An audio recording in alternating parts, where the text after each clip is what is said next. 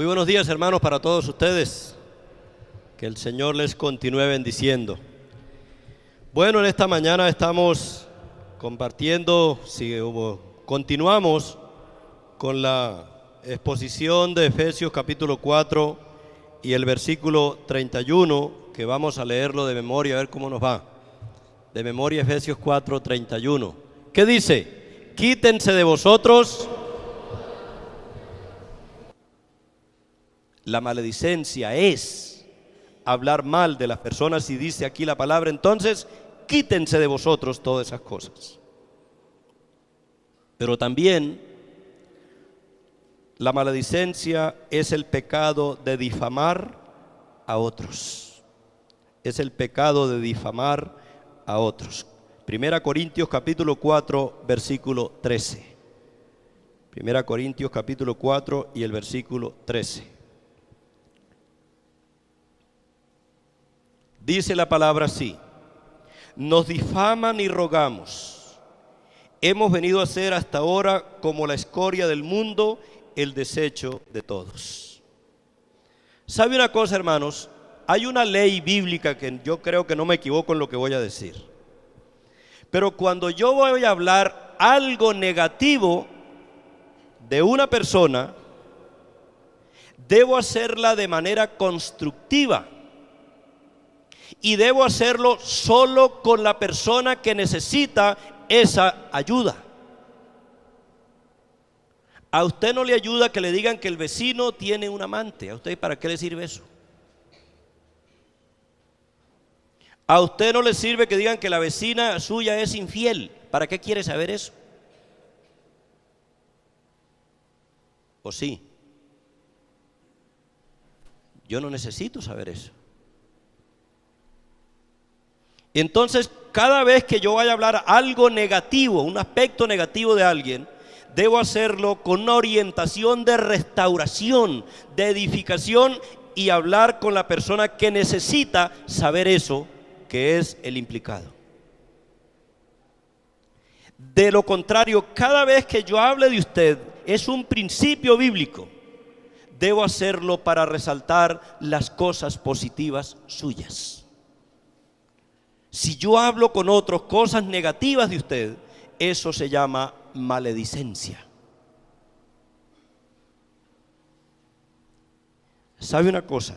Hay creyentes que les cuesta decir que ese hermano tiene cualidades mejores que las mías.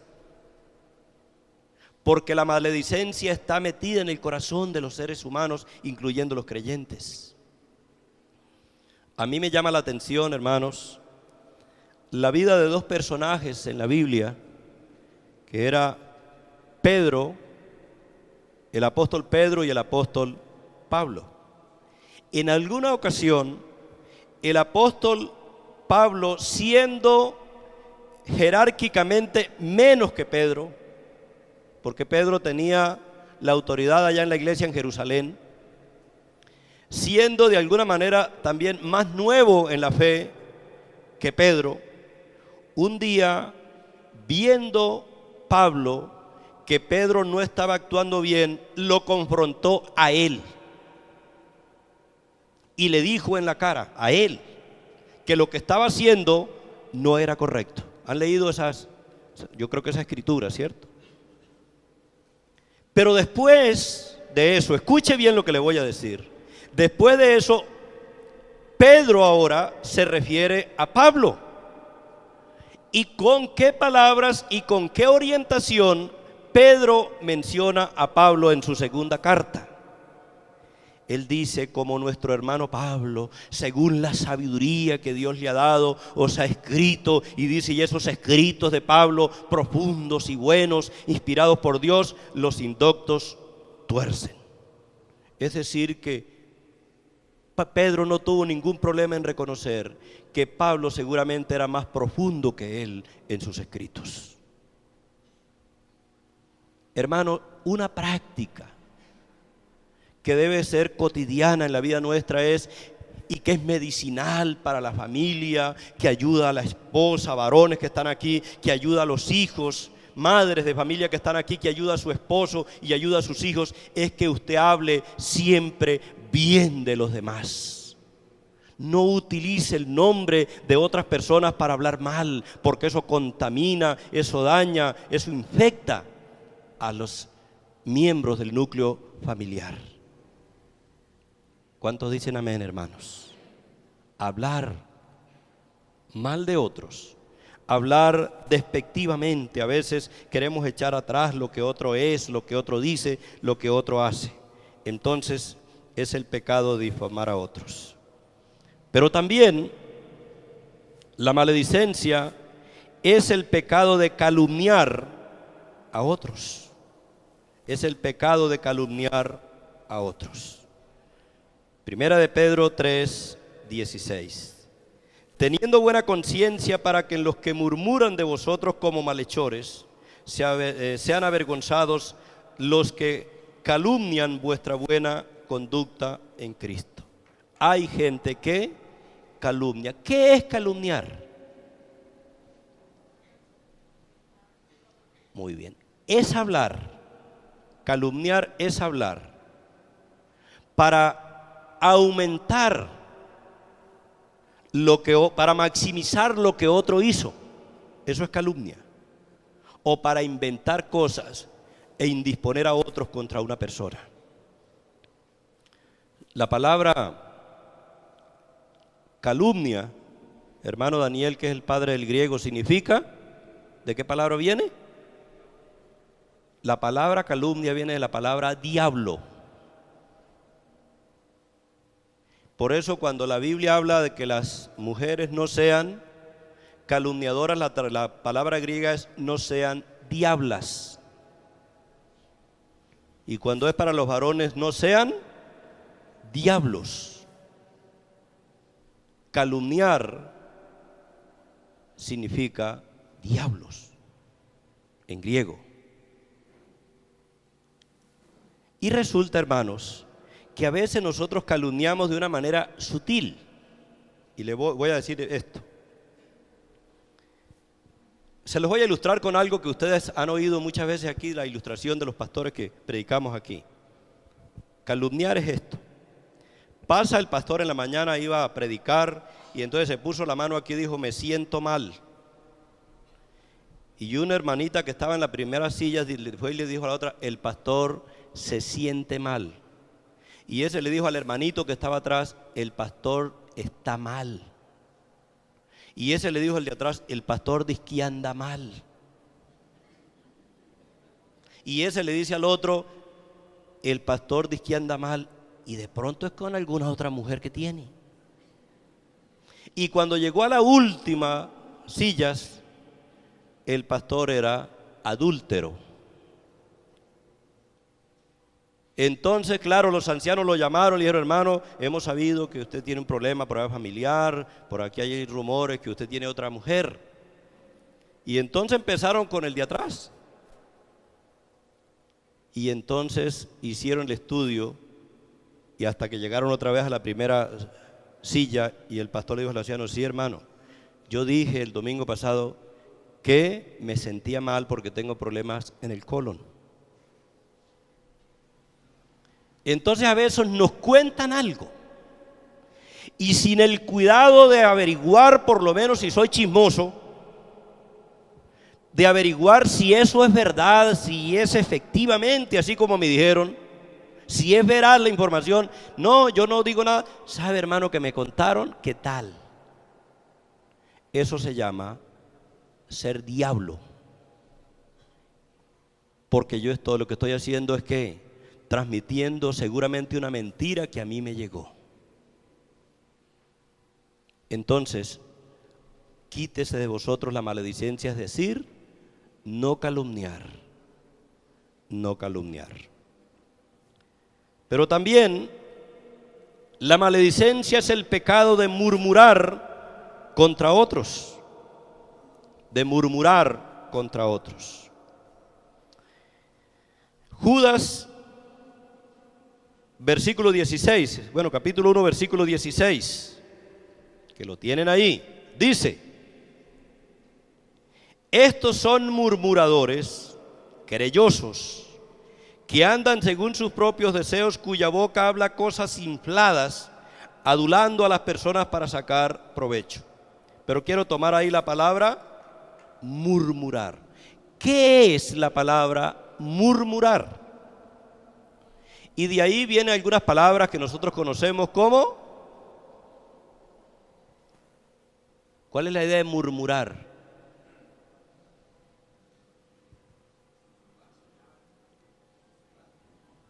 Muy bien, la idea de susurrar. La idea de...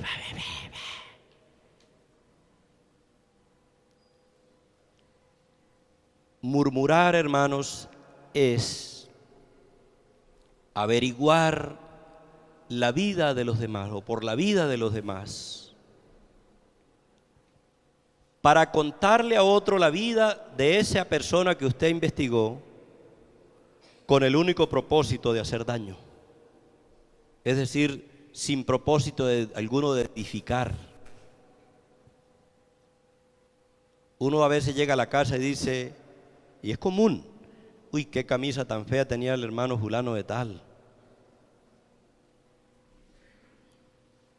¿Para qué sirve ese comentario? Y Dios con el dedo. Llegamos a la casa y decimos, qué sermón tan cansón se predicó el hermano Elfido hoy.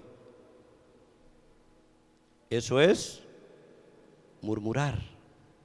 Es decir, todo comentario que no conduce a la edificación de las personas es murmurar, sea verdad o sea mentira. Por eso, mis hermanos, que Dios nos ayude para entender todo eso que implica el concepto de maledicencia. Y hablando entonces de la definición bíblica de maledicencia, el último punto dice, la maledicencia es el pecado de hablar palabras corrompidas. Cuando hablamos de palabras corrompidas, pues tenemos que decir que toda palabra que ofende a Dios, que va en contravía de lo establecido por Dios, toda palabra es corrompida o corrupta. Ejemplo de palabras corrompidas. Chistes de doble sentido. Yo no estoy en contra de los chistes y yo soy el menos indicado para criticar los chistes porque soy uno de los que más cuenta chistes, de la iglesia yo creo. Pero de ahí, hermanos, a usar el doble sentido y sobre todo, hermanos, que a veces se toman chistes de la actividad sexual dentro del matrimonio. Incluso hay que tener cuidado, hermano, porque a veces se hacen reuniones de parejas y toda palabra que se dice empiezan a tomarle la bromita como a darle el doble sentido. Esas son palabras corrompidas. Que eso lo aprendimos en la cultura en la cual nosotros vivimos y los colombianos sí que sabemos de eso.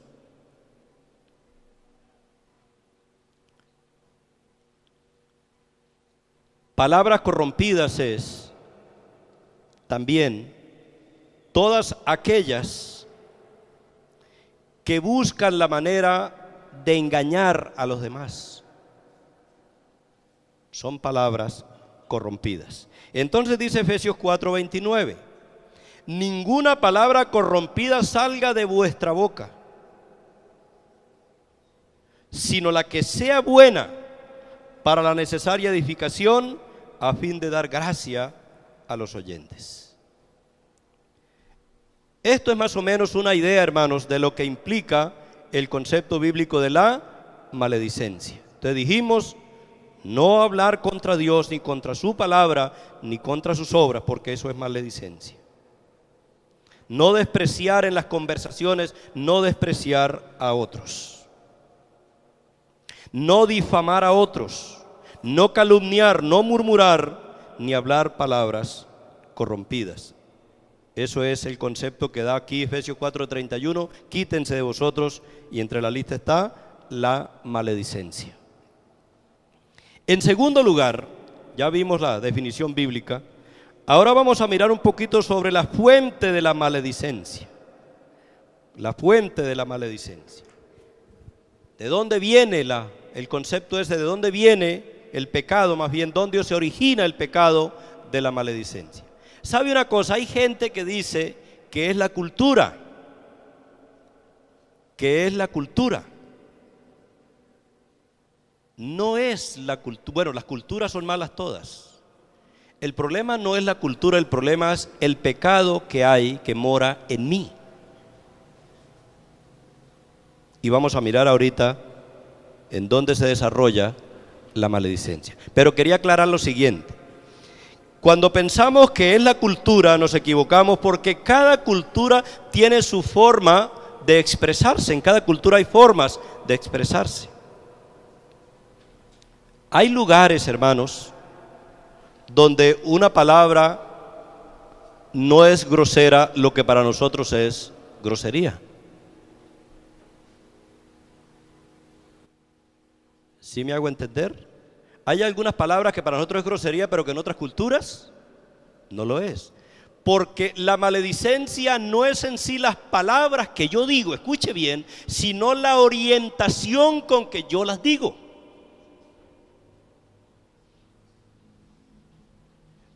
Repito, la maledicencia no es tanto las palabras que yo pronuncio, sino la intención, el propósito, la orientación con la cual yo las pronuncio.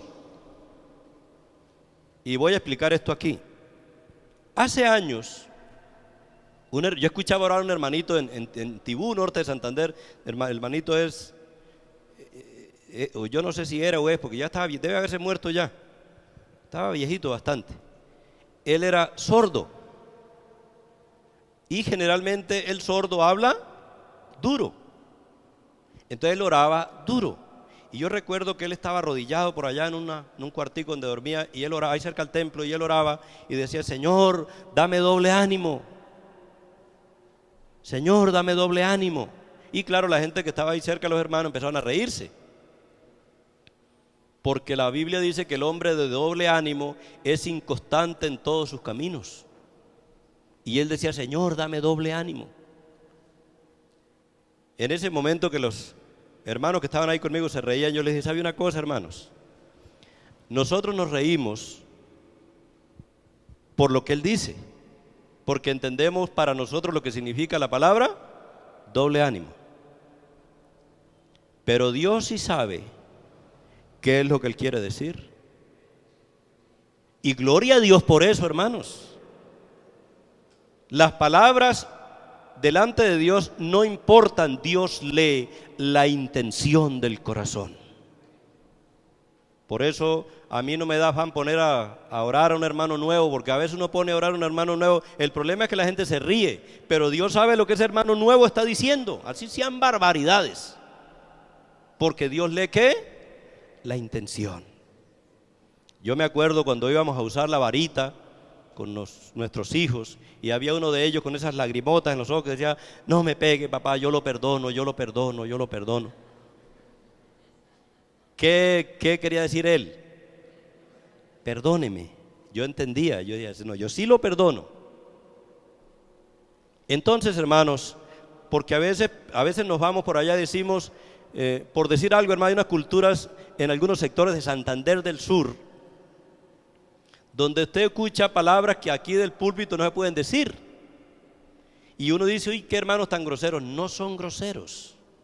Es la cultura de ellos así. Nunca dicen esas cosas con la intención de ser groseros, ni de ofender, ni agredir a nadie. No sé si me hago entender, hermanos.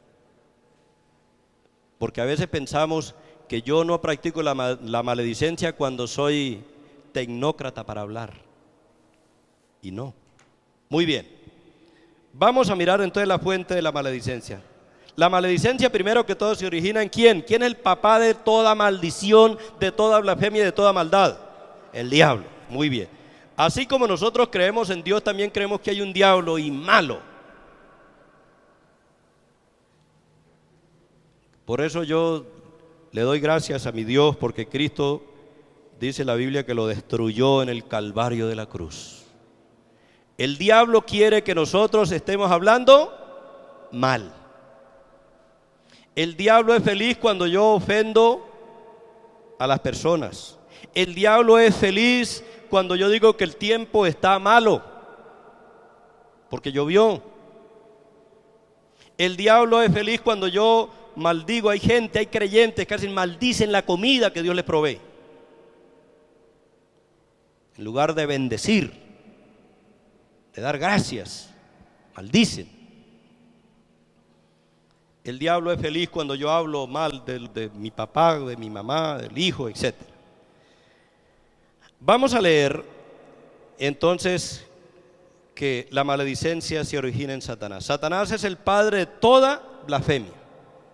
En el libro de Apocalipsis, capítulo 13, versículo 6, donde habla de la actividad demoníaca, de esa trinidad demoníaca que aparece ahí, en ese versículo, y dice: y abrió su boca en blasfemias contra Dios, para blasfemar de su nombre, de su tabernáculo y de los que moran en el cielo. Está hablando de los días postreros, cuando la bestia, el falso profeta y el dragón, que es el enemigo, blasfeman contra Dios y contra el cielo. Satanás, como dije, quiere y procura que el creyente blasfeme contra Dios.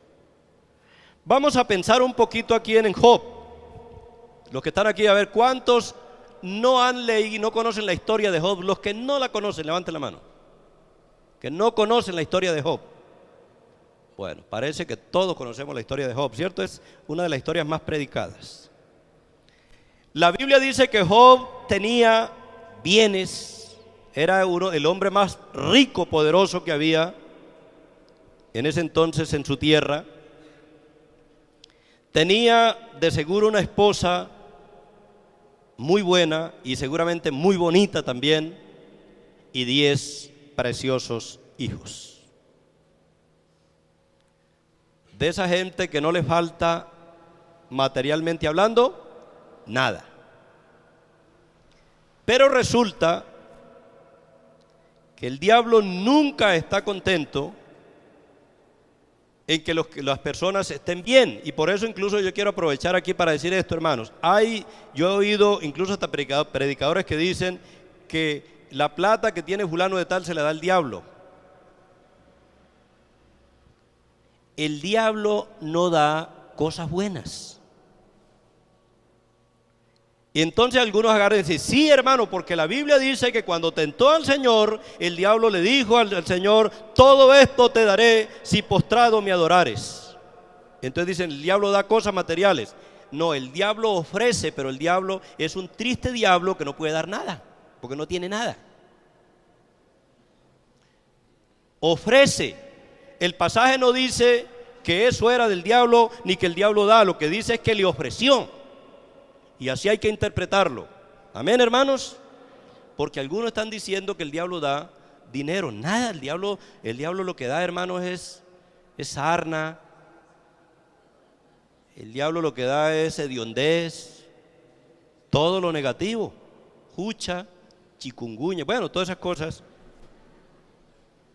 El diablo no da nada bueno. El diablo, por el contrario, quiere que nosotros estemos, ¿qué? Arruinados. Y una de las evidencias, una de muchas en la Biblia, es la historia de Job. Entonces Satanás ve que Job está bien de todo. Pero como los hijos de Dios están cubiertos por la sombra de las alas de Dios, están cercados por la fortaleza de Dios, entonces ¿a quién va Satanás? Va a Dios y le dice: ese te sirve allá porque tiene plata. Incluso yo oigo gente que no tiene dinero, amargados contra aquellos a quien Dios les ha dado. Dicen: claro, eso tiene plata porque no Y si hay hermanos aquí que están así, hermano, arrepiéntase. Dele gracias a Dios por los hermanitos que tienen plata. Y ojalá la gente tuviera plata, porque es menos competencia para nosotros.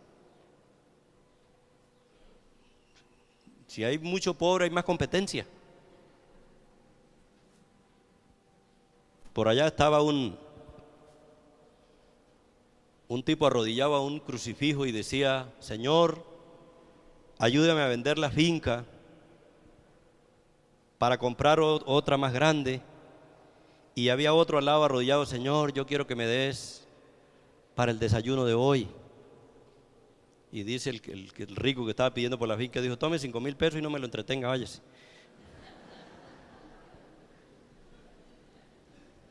Mientras más pobres hay, más problemas. Satanás no quiere que la gente esté bien. Y entonces va y le dice, y entonces al Señor, que Job le era fiel por lo que tenía. ¿Y qué sucede? Dios le dice: bueno, tiene permiso, vaya, y le quita lo que tiene, pero no toque su vida. Yo me imagino la alegría del diablo para ir y arruinar. Pero ¿cuál era el propósito central de Satanás? El propósito central de Satanás no era en sí que Job no tuviera nada. ¿Cuál era el propósito? Que al quitarle los bienes, Job maldijera al Señor. Por eso las tentaciones siempre de Satanás es para que los creyentes blasfemen el nombre de Dios. Porque dice, y luego le dice: bueno, ya perdió todo, ya no tiene nada, ya le quitó todo. Necesitamos un diácono por ahí, hermano, que nos saque un perrito que hay por ahí. La Biblia dice que los perros estarán fuera. Le dice piel por piel. Todo lo que el hombre tiene dará, ¿por qué? Por su vida, por su salud. Ahora tóquele el cuerpo a ver. Y dice Dios: vaya, pero no le quite la vida, no toque su vida. Y dice la Biblia que Satanás fue y le puso a Job una sarna desde la coronilla hasta la planta de los pies. ¿Cuál era el propósito que tenía Satanás con Job? Que maldijera al Señor. Uno oye creyentes que se les da un cólico: el Señor, ¿por qué a mí? ¿Será que no? ¿Por qué no me oye, Señor? Y a blasfemar se dijo. Porque la tentación del enemigo, el diablo quiere que usted y yo estemos mal, no por el hecho de que estemos mal solamente, sino para que blasfememos el nombre de nuestro Dios. Cada vez que yo hablo contra Dios, estoy siguiendo los dictámenes de Satanás. Pero también la maledicencia, dice la Biblia, que sale del corazón del hombre. Sale del corazón del hombre. No es la cultura. Es el problema también el corazón del hombre.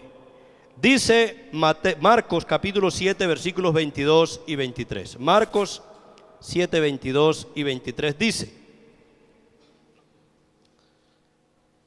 porque de dentro del corazón de los hombres salen los malos pensamientos. Escuche bien.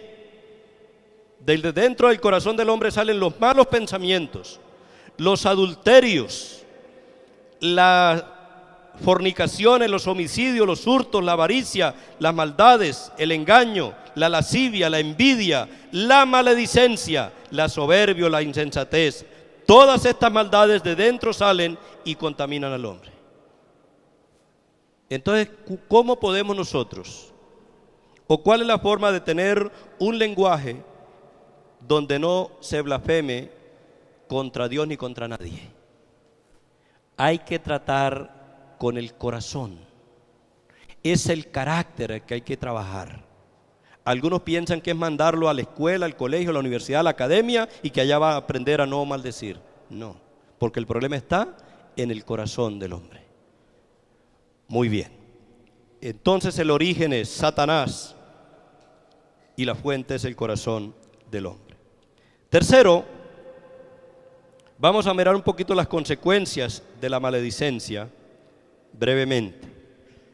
Marcos, también 7:23, la última parte que leímos, ustedes lo tienen ahí, Marcos 7:23, la última parte, dice que la maledicencia y esas cosas contaminan al hombre.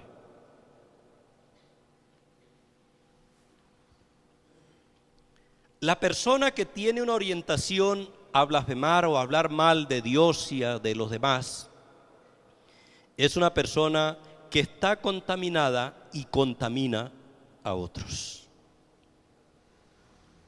Y es por eso que si nosotros, repito hermano, y vuelvo al tema del hogar porque ese es el núcleo de la sociedad,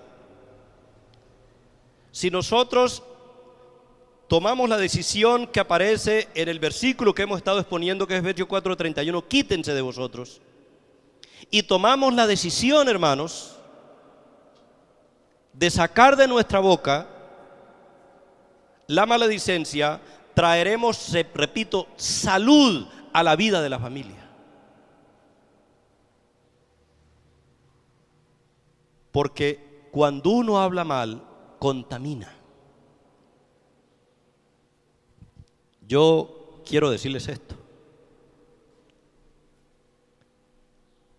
Hay creyentes que pelean por política, que a mí me parece un hecho para un creyente vergonzoso. Que yo soy liberal y que yo soy conservador, y eso que es no sé, pero yo soy muy liberal y muy conservador. Yo no sé qué es eso, pero yo soy. Y se dejan llevar por un triste trapo, a veces como borregos, por el color de un trapo. Hermano, ¿eso qué es? Y empezamos a hablar mal del candidato y a hablar mal del otro candidato y a hablar mal de la gente. Y empezamos a contaminar a las personas. Usted sabe que la violencia que vivimos no solo se transmite por lo que hemos visto, sino que se transmite por lo que se oye cada vez. La violencia en Colombia mucho tiene que ver con lo que se nos ha dicho a través de la historia. Y empiezan a recordar que cuando se metieron por allá no sé a dónde, y cuando se metieron al pueblito no sé de dónde, todavía a estas alturas. Y eso sucedió en el año 48 por allá. O sea, ¿por qué no nos callamos la boca ya? Porque ya todo eso tiene que ver ¿con qué? Con maledicencia y contamina a otros. Que la hermanita por allá tuvo 10 hijos y fueron 10 papás. Y esa viene de la familia tal y ellos así porque fulana de tal hace 56 años. Difamando, contaminando a otros. Ya a uno no le interesa eso. Y yo quiero, hermanos, motivarlos en ese sentido a que mejoremos esa parte. Si el otro tuvo 20 hijos, le preguntaron en un show que hubo por ahí, le hicieron una entrevista a Alfredo Gutiérrez y le preguntaron que si él se sentía buen papá, y dijo: tan buen papá soy que a cada hijo le di una mamá. Muy bien. Entonces contamina al hombre. Y la maledicencia trae duras consecuencias. Trae duras consecuencias. Proverbios capítulo 20, versículo 20. Proverbios 20:20. Dice: al que maldice a su padre o a su madre, se le apagará su lámpara en oscuridad tenebrosa. ¿Sabe qué significa eso? Cuando uno mira ese versículo en el contexto de la ley, ¿qué sucedía con el hijo que maldecía al padre o la madre en el tiempo de la ley? Muy bien, le apagaban la luz a piedra. Mire, yo sé, y yo creo que usted también sabe cosas como estas. En esta violencia que se ha vivido, violencia loca que no se sabe ni por qué se está peleando, mucha gente ha muerto no por lo que haya hecho, sino por lo que ha dicho. Muchos han muerto no porque hayan hecho nada, sino porque han dicho mucho. Cuando uno habla sin el propósito de edificar y de orientar, hermanos, está en peligro de muerte y poniendo en riesgo la vida de otros. Yo tuve la oportunidad de hacer ceremonias dolorosas, tristes de entierro, donde hijos murieron porque el papá hablaba y hablaba, y en venganza de lo que el papá hablaba, esos grupos armados venían y le quitaban la vida a los hijos. De la maledicencia no solo ofende a Dios, que es lo más terrible, sino que pongo en riesgo mi propia vida. ¿Cuánta gente no ha tenido que ir a pagar costosas indemnizaciones a favor de otros por la maledicencia? Por la maledicencia. Quítese de vosotros, dice ahí, la maledicencia. Y por último, para irnos ya, hermanos, se hizo tarde, la victoria, la Biblia habla de la victoria sobre la maledicencia. Y yo tengo 3 cositas ahí para nosotros como iglesia. La primera, no dar ocasión de maledicencia, es decir, como creyentes, hermanos, debemos procurar vivir una vida cristiana de manera correcta para que otros no tengan que maldecirnos, para no dar ocasión que nos maldigan y blasfemen el nombre de Dios por culpa nuestra. Mire lo que dice estos versículos. 1 Timoteo 5:14. Quiero pues que las viudas jóvenes se casen. La palabra ahí es jóvenes, es menores de 60 años. Así que, hermanas, si no tiene 60 todavía, está a tiempo. Se casen, críen hijos, gobiernen su casa, que no den al adversario, que quiere decir al contradictor, ninguna ocasión de maledicencia. Muy bien. Y en el segundo libro de Samuel, capítulo 12, y el versículo 14 dice: mas por cuanto con este asunto hiciste blasfemar a los enemigos de Jehová, el hijo que te ha nacido ciertamente morirá. ¿Qué fue una de las cosas más sobresalientes y tristes en el pecado que cometió David? Aparte de deshonrar su cuerpo, aparte de matar a Urías, ¿cuál fue, según ese versículo, lo más triste? Que el nombre de Dios fue blasfemado por causa de un pecado de un creyente. Hermano, cuando usted y yo damos mal ejemplo en el negocio, en el trabajo, en el hogar, nosotros nos convertimos en causa de que el nombre de Dios sea deshonrado y blasfemado. Por eso es pecado. Y la iglesia también. Muy bien.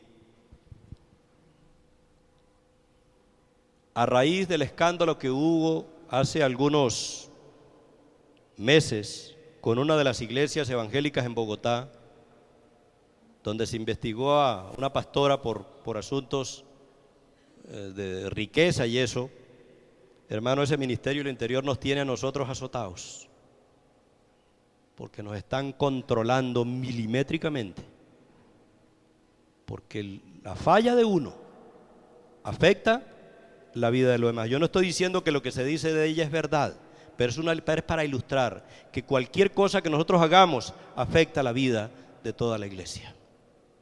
Porque a mí no me consta que ella haya hecho algo ilegal, eso lo dicen.